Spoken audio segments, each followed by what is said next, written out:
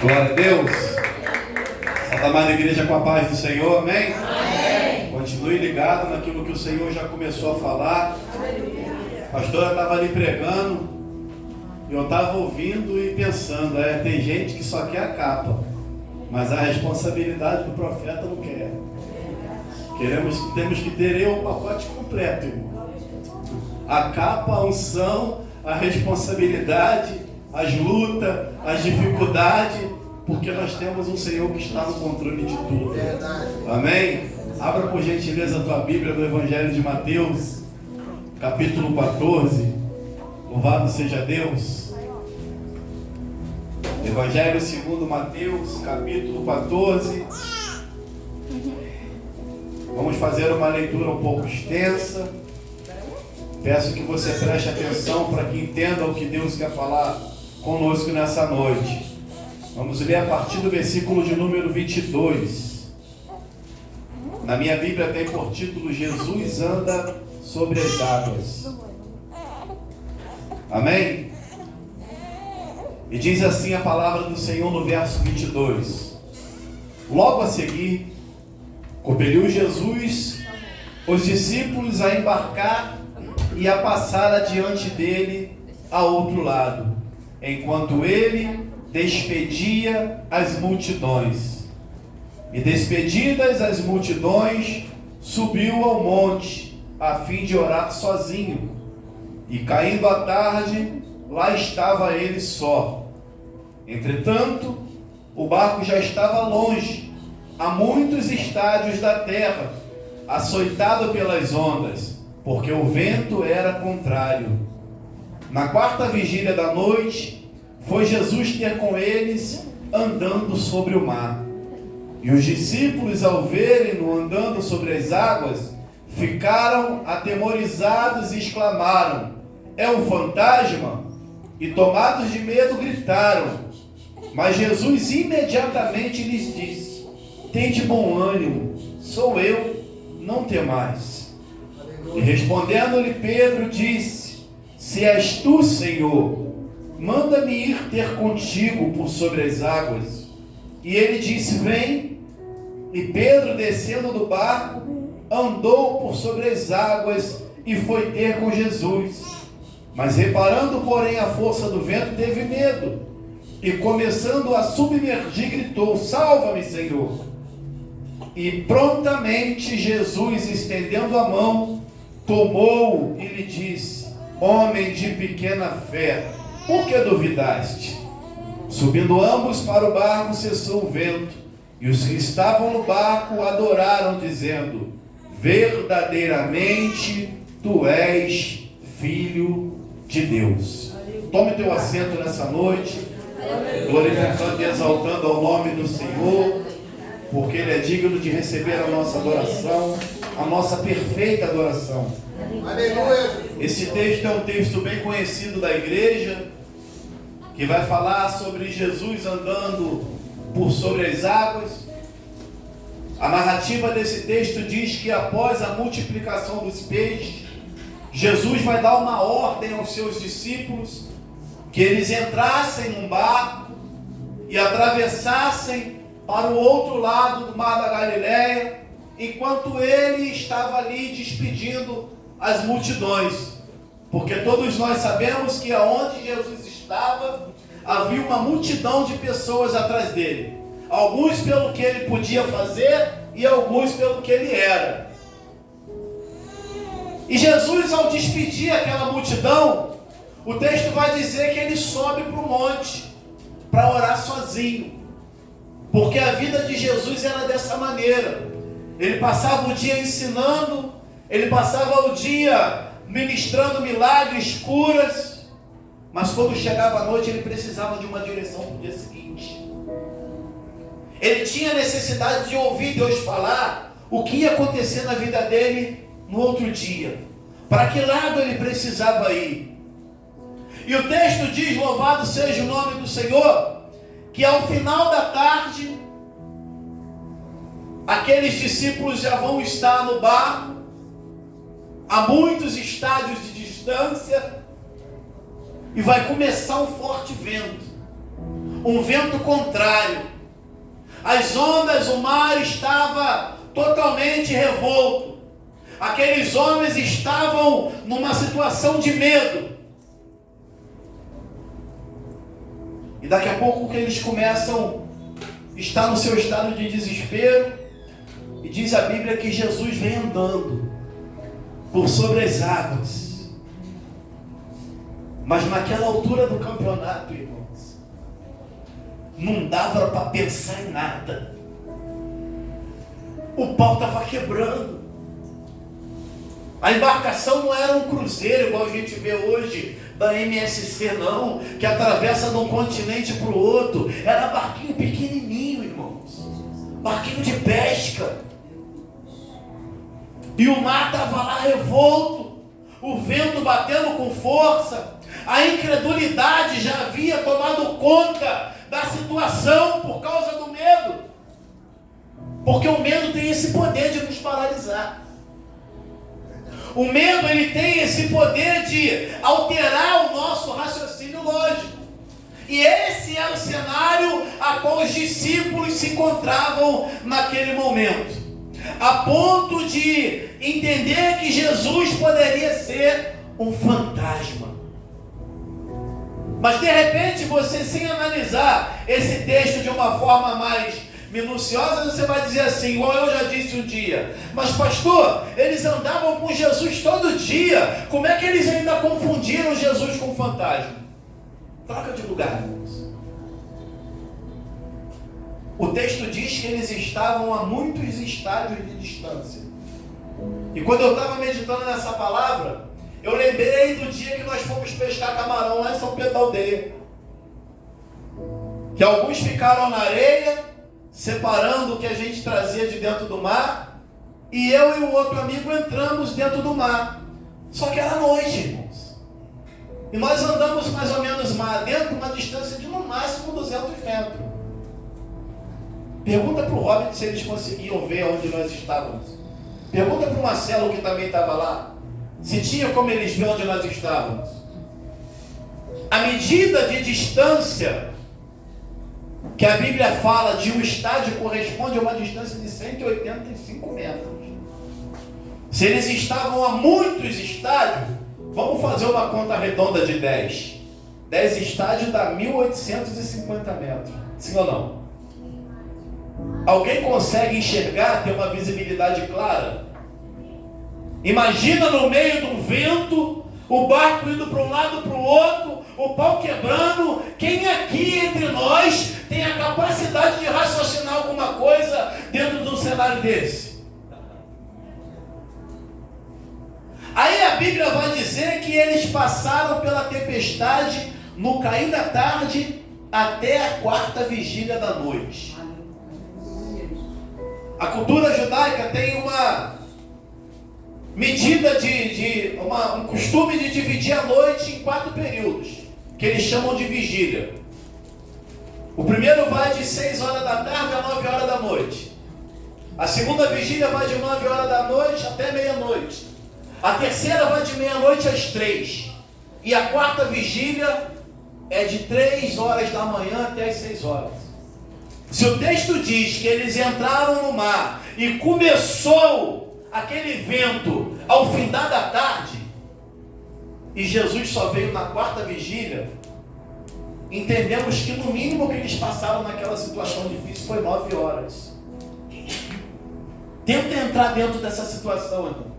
Sendo um barquinho pequenininho, toda hora a onda vem, pum, dá uma pancada. Toda hora você rema, o vento está ao contrário. Quando você fica um pouquinho cansado, para de remar, você volta para o mesmo lugar.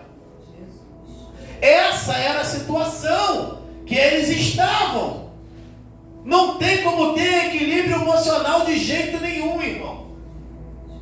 O medo toma conta da situação, sim. É hipocrisia dizer que eu consigo ficar tranquilo. Consegue nada, irmão. Consegue nada. E eles estavam atemorizados. Mas quando eles viram que era Jesus, eles começaram a ficar menos preocupados. Porque nós entendemos que aonde Jesus está, alguma coisa acontece. Aleluia. E eles também entendiam que o fato de Jesus ter ido ali ao encontro deles não era obra do acaso. Alguma coisa aconteceria. E Pedrão, como sempre, vai sentir o desejo no coração de sair do barco e andar sobre as águas. E o texto diz que Pedro, louvado seja o nome do Senhor, vai pedir Jesus que andasse por sobre as águas. Mas nós sabemos que Pedro era um pescador experiente, irmãos. E como um pescador experiente, ele sabia que qualquer hora uma onda daquela podia afundar aquele barco. Então quando ele vê Jesus vindo na direção dele, ele não estava emocionado, querendo dar rolezinho em cima da água, não. Ele viu uma oportunidade. E é isso que nós precisamos entender e enxergar quando Jesus se aproxima de nós. Ver aquela situação como uma oportunidade, irmãos. A atitude de Pedro muito nos ensina. Esse texto é um texto que fala de fé e confiança em Deus. Porque quando nós estamos ligados ao Senhor Jesus, independente do tamanho do vento, independente da adversidade que nós estejamos enfrentando, nós vamos entender que quando as nossas forças estiverem se esgotando, Ele vai nos pegar pelas mãos, para que nós não venhamos a ser submergidos em meio ao nosso desespero. Aí Jesus vai chegar e vai falar com eles, ó, se preocupa não temas, sou eu. Porque Jesus sempre tem uma palavra de conforto no momento que o medo, que a angústia assola o nosso coração. Se nós estivermos ligados, Deus sempre vai falar alguma coisa ao meu favor e ao teu favor. Aleluia. Vamos passar sim por tempestade, mas Jesus sempre estará presente. Eu estava já há uns 2 dias pedindo uma confirmação para o Senhor para essa palavra. E hoje eu olhei o status do WhatsApp da Nina e Deus confirmou. Que estava escrito lá que a gente não pode ficar sendo oprimido pela dificuldade. A gente tem que meter a mão no remo e começar a remar, irmão, contra a maré. E vai ter vezes que vai ser assim. Vai ter dia que o vento vai estar a favor. Você vai remar facinho. Mas na maioria das vezes o pau quebra e é contra a maré que você tem que remar. Entendendo que ainda que as tuas forças se esgotem, Jesus está ali. Aleluia. Pedro viu uma oportunidade. E nós também precisamos ver Jesus como uma oportunidade. Aproveitar o momento que Ele está perto de nós, irmão. Não interessa a intensidade do vento, não interessa a profundidade que está o barco, aonde o mar onde o barco está. Mas temos que ter uma certeza que a mão de Deus só permite a gente ir onde a graça e a misericórdia dele possam nos resgatar. Deus não vai permitir ninguém se perder. E a primeira lição que eu entendo aqui é que nós não podemos confundir emocionalismo com fé. Porque a fé vem pelo ouvir o quê? A palavra de Deus. Pedro sentiu o desejo de andar sobre as águas, mas só pisou na água quando Jesus falou, vem. Antes disso ele ficou quietinho. Diferente de nós. Estamos sempre dando jeitinho para sair das tempestades que a vida coloca a gente. Começamos bem. Começa o negócio a funcionar. Mas vai ter uma hora que o vento sopra. Vai ter uma hora que o mar vai ficar revolto. Louvado seja o nome do Senhor. E aí quando nós não estamos debaixo de uma palavra, a gente desiste. A gente joga a toalha. A gente para na metade do caminho. Louvado seja Deus. Esses somos nós, irmãos. Primeiro assovio do vento forte, a gente já está parando. Porque não está debaixo de uma palavra. Tudo na vida começa com uma palavra. Você está aqui sentado hoje porque um dia o teu coração estava quebrantado, o teu ouvido estava sensível a ouvir Deus falar conosco através de uma palavra. Aleluia. E pode ser que nessa noite, devido à intensidade da luta, dos problemas estiverem tão grande, a gente não enxerga o agir de Deus da maneira que a gente queria, irmãos. Mas quando nós lemos essa mesma passagem, que ela é tão rica e tão importante, que ela se repete nos outros evangelhos. E quando nós lemos no evangelho de Marcos, no capítulo 6, essa mesma passagem, nós vamos aprender mais uma lição. Olha o que está escrito no versículo 48. E vendo-os fadigados de remar, porque o vento era contrário, pela 4ª vigília da noite, foi ter com eles andando por sobre as águas. Aleluia. A lição que nós aprendemos aqui, irmãos, é que Deus sempre vai acalmar o vento. Só que tem um problema. Deus vai acalmar sim, mas antes nós precisaremos tentar pelo menos sair sozinho. Deus vai acalmar o vento sim, mas nós precisamos pegar o remo, fazer um esforço, porque o texto diz que Jesus só chegou perto deles quando viu que eles já estavam fadigados. Às vezes você não gastou nem a metade da energia, irmão, já está pedindo Deus para ajudar, arregaça a manga, se mexe. Louvado seja Deus.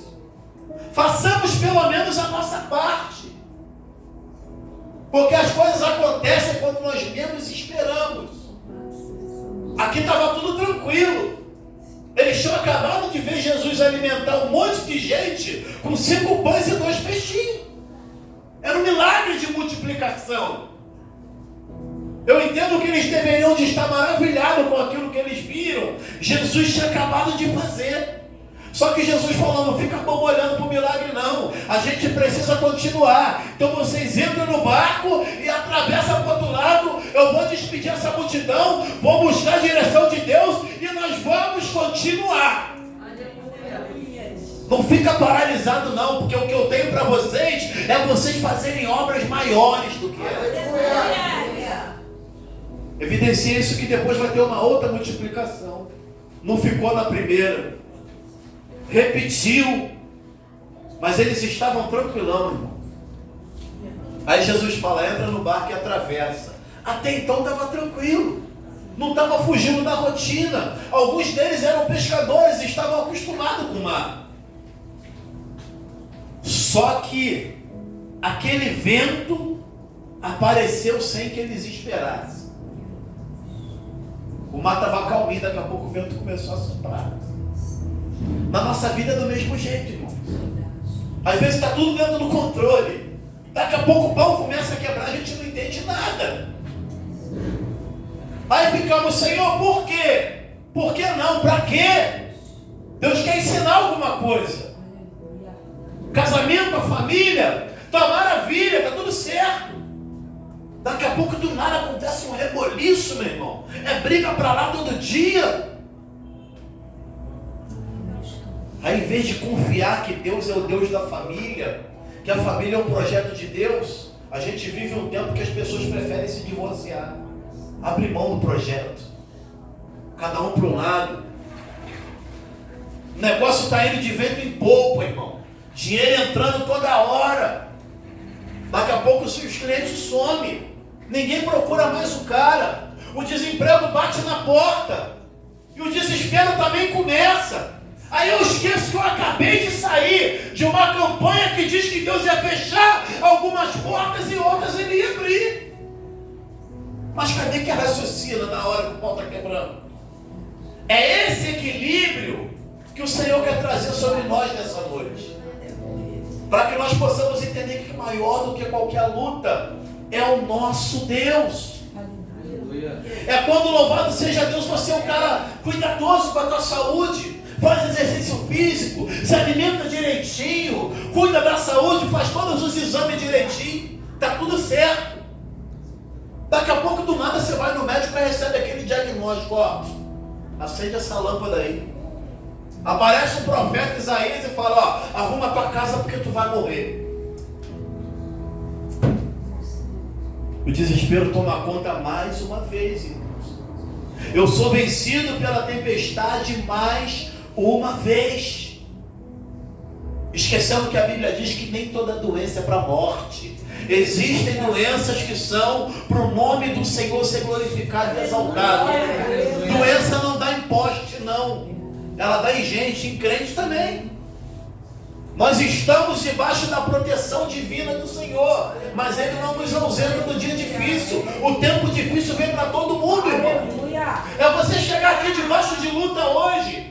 Passou um dia difícil, uma semana difícil, aí toma posse dessa palavra, sai daqui grandão da Galileia, amanhã a tua rotina volta normal. Você pensa que Deus esqueceu de você. A luta continua. Pastor, depois de uma palavra daquela, que o Senhor estava acalmando o vento, eu tomei posse da palavra, fui para casa, acordei hoje, o problema continua. Só que tem vezes, irmãos, que Deus se apresenta no meio do vento para acalmar a tempestade. Outras vezes Ele se apresenta só para acalmar o marinheiro, só para te trazer paz, só para você entender que você não está sozinho, mas o vento vai continuar soprando. Quanto mais rápido nós entendemos, vai ser melhor. Com eles foi assim, irmão. Aparentemente tudo estava tranquilo, o céu estava limpinho, o mar estava piscininha, estava tranquilo. Daqui a pouco o vento começa a soprar. Daqui a pouco o mar fica revolto. Aí o Senhor acalma, sou eu. Vocês não vão morrer no meio desse vento, não. Eu estou aqui para vocês terem certeza que esse vento, essa tempestade tem início, tem meio e tem final. Ele tem dia para começar, tem hora para você aprender e depois eu vou te tirar daí. Se o povo que andava pecando, ele jogou no cativeiro e falou, ó, daqui a 70 anos eu vou tirar, eu vou trazer tudo novo. Ele vai fazer conosco também, irmãos. Mas quando nós temos essa certeza que o Senhor está conosco em toda dificuldade, a gente eleva o nível da adoração, a gente eleva o nível como servo, a gente eleva o nível como pessoa, a nossa confiança ela aumenta.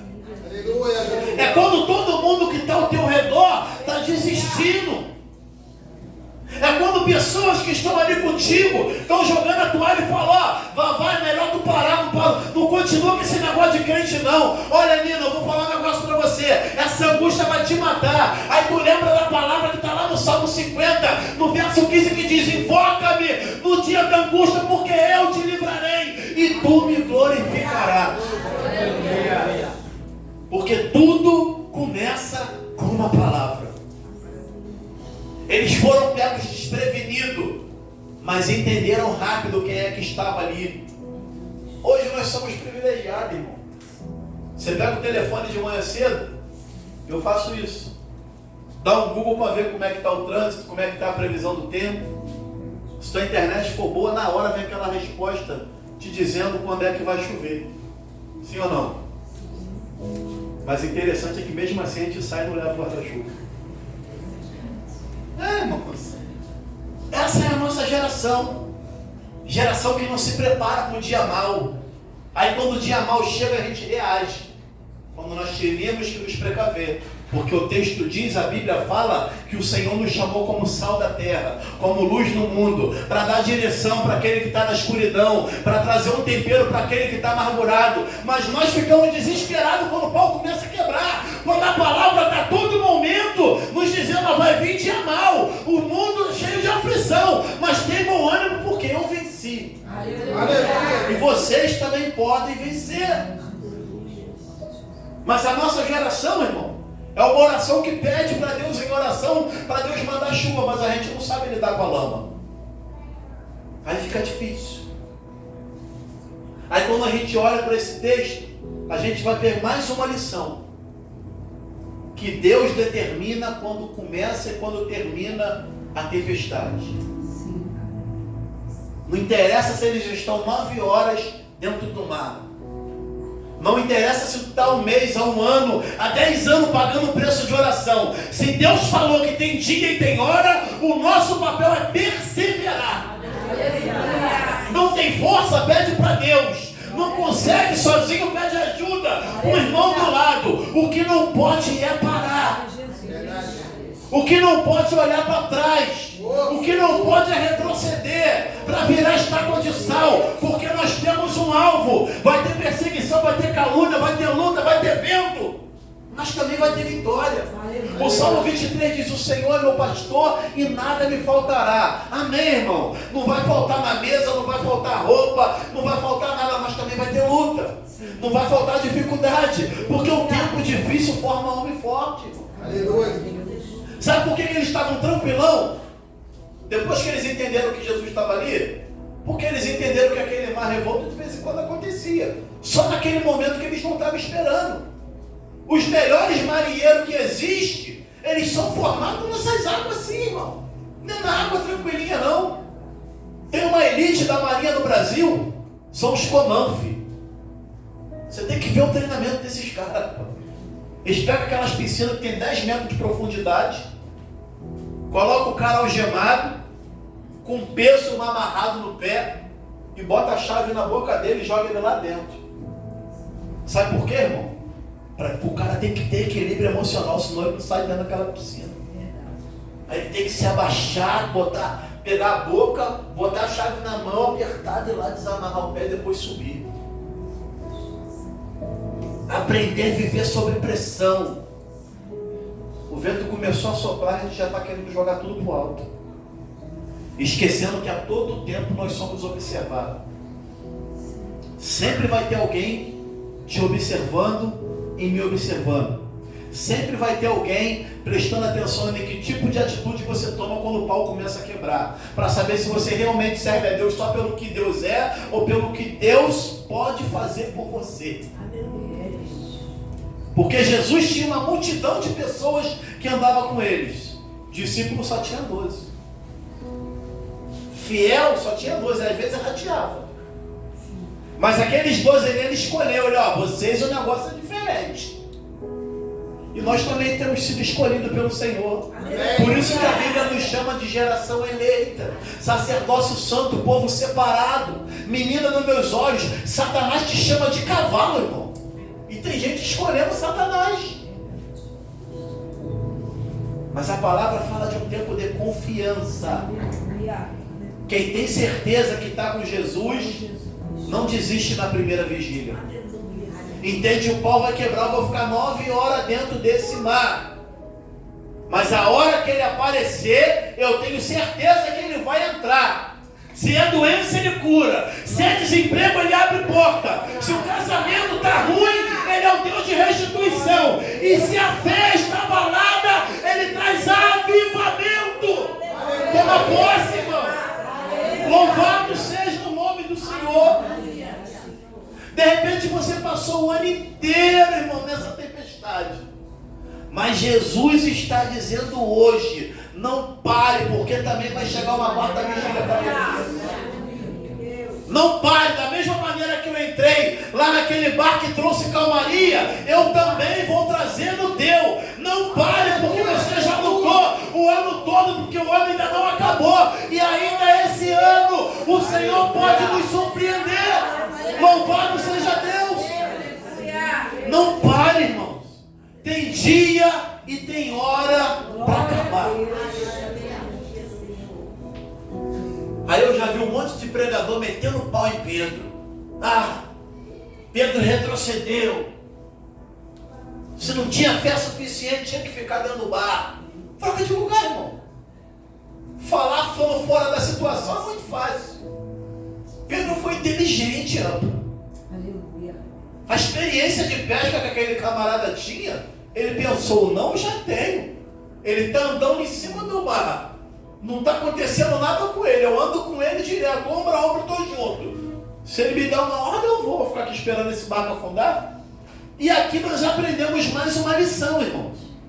A atitude de Pedro nos ensina uma coisa. Não podemos ficar parados dentro de um barco se nós já conseguimos identificar o perigo do naufrágio. Tu sabe que se tu ficar ali, o barco vai afundar e tu vai morrer. Aí tu vai ficar ali parado, bobolhando. Não, Deus quer que você se mexa, se movimente, tente sair, soe a camisa, reme. Quando tu não tiver mais força, eu entro. Aleluia.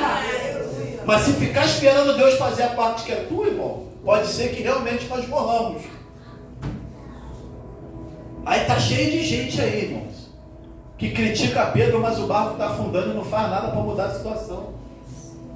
A água já está no pescoço, ele está parado prestando atenção na vida do Pedro. Presta atenção na tua vida, meu irmão. Deus deu uma vida para cada um. Se tu não consegue tocar a tua, esquece dos outros.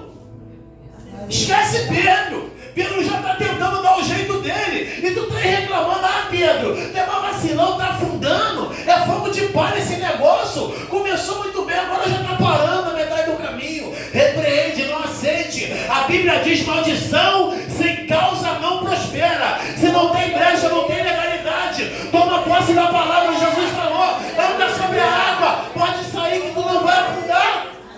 Louvado seja o nome do Senhor. Mas eu prefiro ficar tomando conta da vida de Pedro. Existem tempestades na nossa vida, irmão, que elas são pedagógicas. Deus permite para que nós possamos aprender com ela. Não adianta. Nada é por acaso. O que não é bênção é lição. No dia mau eu aprendo e no dia bom eu desfruto. A Bíblia diz: basta para cada dia o seu mal. Não adianta, irmão. Não pensa que vai ser mar de rosa todo dia, que não vai ser. Esses dias eu ouvi uma frase que a mesma chuva que atrapalha o cara que vende picolé é a mesma chuva que abençoa o cara que trabalha com plantação. Nem todo dia vai estar favorável para nós. Aí o dia que o negócio está ruim para mim, é o dia que eu tenho que se agarrar com Jesus, se agarrar com a minha fé, usar as minhas habilidades que o Senhor colocou sobre a minha mão, meu dom, meu favor. Não ficar reclamando, síndrome do patinho feio, ó céu, ó vida, ó isso, ó aquilo. Não, irmão, se tu ficar reclamando só piora. Levanta, sacode a poeira e dá a volta por cima. Aleluia. Aprenda a viver sob pressão, irmãos. É difícil, mas é possível. Nós temos muitos homens na Bíblia nos dando exemplos, que passaram por tempestade, passaram por desertos, 40 anos no deserto sob a provisão de Deus. Isso precisa nos ensinar alguma coisa. Por isso você sofre tanta luta, porque existe um propósito muito maior. O deserto é extremamente necessário na vida de muitas pessoas. Sabe por quê, irmão? O camarada que passou um período no deserto vivendo da aprovação de Deus, ele não desperdiça uma gota de chuva que Deus mandou. Ele não gasta tempo, energia, recurso com aquilo que não louva a Deus. Porque ele entende que ele tem um propósito maior. Já estou terminando. Existia um propósito, uma ordem de Deus, que era entrar no barco. Para quê? Porque eles precisavam chegar do outro lado. Porque a vitória do crente é chegar do outro lado. Porque se você entra no barco, mas não chega do outro lado, você não usufrui da plenitude do que Deus preparou para você. Quando nós decidimos não chegar do outro lado, nós somos egoístas. E a Bíblia diz que o amor de Deus não é manifestado nos meus próprios interesses. Existem pessoas numa situação muito pior do que nós. A gente não tem que ficar olhando para trás toda hora, não. Mas por lado, de vez em quando, a gente tem que olhar um pouquinho para murmuramentos. Porque você está reclamando, irmão. Se tu dá só uma olhadinha para o lado, tu vê que tem pessoa numa situação muito pior do que você. Tu está reclamando que o teu trabalho é ruim. Tem gente que essa hora está desempregada, irmão. não sabe nem o que vai comer amanhã, não sabe nem se vai conseguir pagar o aluguel, que dorme e acorda com a gente, para quem paga. E a gente tem um trabalho, uma porta que foi Deus que abriu, e estamos reclamando. Esse trabalho é uma maldição, esse chefe é uma pedra no meu sapato. Não, irmão, esse chefe é um instrumento que Deus colocou ali para te ensinar a ser uma pessoa melhor. Aleluia. Esse casamento, isso, aquilo, a gente está sempre reclamando de alguma coisa, irmãos. Aí quando a gente para ficar focando na dor que a gente sofre, a gente escolhe viver sofrendo. Quando o propósito de Deus é que a gente chegue do outro lado. Porque eles tinham acabado de alimentar um montão de gente. Jesus estava despedindo aqueles que ficaram. É igual aqueles crentes que acabam o culto, ele não quer ir embora não, irmão. Ele quer ficar na igreja. Na época de Jesus era a mesma coisa. Jesus acabava o milagre, mas o povo queria ficar perto dele o tempo todo. Não posso desgrudar dele não. Vocês precisam do outro lado, a gente tem outra tarefa. Aí no Evangelho de Mateus, no 14, no 34, diz assim: ora, terminada a travessia, chegaram à terra de Genezaré. Sabe o que tinha lá em Genezaré? Versículo 35. Reconhecendo os homens daquela terra, mandaram avisar a toda a circunvizinhança e lhe trouxeram todos os enfermos. Sabe o que eu aprendo aqui, irmãos? Sabe por que nós precisamos chegar do outro lado? Porque Deus quer usar a nossa história para mudar a vida de pessoas. Aleluia. Deus quer nos usar como instrumento. Louvado seja o nome do Senhor. Por isso nós não podemos sair daqui doente. Precisamos de cura sim, porque os curados são instrumentos para curar outras pessoas. Sabe por que você precisa e eu chegar do outro lado? Porque existe uma Genezaré esperando que eu e você chegue lá como canal de Deus. Louvado e exaltado seja o nome do Senhor. A todo momento tem alguém percebendo nossas atitudes, irmão. Tem alguém que te conhece de perto, que conhece a tua luta, a tua dificuldade, e quando você sai para vir para a igreja quarta-feira, ele fica olhando para ver se quando você voltar, você vai voltar com a mesma cara murcha. Alguns até torcem contra. Mas hoje você pode até ter saído de casa chorando, se rastejando, sem força, mas eu quero liberar uma palavra sobre a tua vida, que quando você voltar para casa, aqueles que estavam esperando você chegar cabisbaixo, puxando a cachorrinha amarrada com o barbante, eles vão te ver chegar, curado, salvo, liberto, grandão da Galileia, dizendo: só o Senhor é Deus. Eu atravessei porque Ele foi comigo. O mar tentou me engolir, mas eu lembrei da palavra que diz que nem a altura, nem a profundidade, nem a distância pode me separar do amor de Deus. Aleluia. Seremos canal de Deus para a vida de pessoas, irmão. Mas para isso precisamos chegar do outro lado. Para isso precisamos manifestar a nossa fé em atos, não só com palavra. Para isso precisamos não só sentir Jesus no culto, precisamos andar com Ele. Aleluia. Até aqui me deu o Senhor nessa noite. Aleluia. Se eu passar daqui é procedência maligna. Que Deus continue falando ao teu coração. Aleluia. Que você possa receber essa palavra e entender que independente do tamanho da tua luta, existe um Deus pronto para te pegar pelas mãos, mas que você vai precisar gastar até a tua última gota de suor para tentar. Que Deus te abençoe em nome de Jesus. As palmas, louvam ao Senhor.